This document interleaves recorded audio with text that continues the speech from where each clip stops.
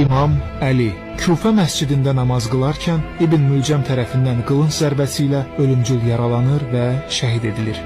İmam Həsən dırnaqarası xəlifə Muaviyyənin əmri ilə Mədinə şəhərində zəhərlə şəhid edilir. İmam Hüseyn Muaviyyənin oğlu Yezidin əmri ilə Məhərrəm ayının 10-cu günü, yəni Aşura günü Kərbalada öz ailə üzvləri və səhabələri ilə birlikdə başları kəsilərək şəhid edilir. İmam Hüseynin oğlu İmam Səccad Məhərrəm ayının 25-i Mədinə şəhərində Hişam bin Əbdülməlikin əmri ilə zəhərlə şəhid edilir. İmam Məhəmməd Baqir Zilhiccə ayının 7-si Mədinə şəhərində zəhərlə şəhid edilir. İmam Cəfər Sadiq Şəvval ayının 25-i Mənsurun əmri ilə zəhərlə şəhid edilir. İmam Musa-i Kazım Rəcəb ayının 25-i Bağdad zindanında Harun Ər-Rəşidin əmri ilə zəhərlə şəhid edilir. İmam Rıza Səfər ayının 30-u Tuz şəhərinin yaxınlığında Məmunun əmri ilə zəhərlə şəhid edilir. İmam Məhəmməd Təqi Zilqədə ayının 30-u Bağdadda Mötəsimin əmri ilə zəhərlə şəhid edilir.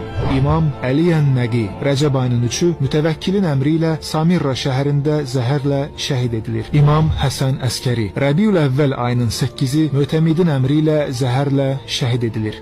Təəssüf ki, bəziləri tarixi saxtalaşdıraraq iddia edirlər ki, 12-ci imam hələ dünyaya gəlməyib. Lakin həqiqət budur ki, İmam Həsən Əskərinin oğlu olan İmam Mehdi Hicri qəməri tarixi ilə 255-ci ildə Şaban ayının 15-i dünyaya gəlib.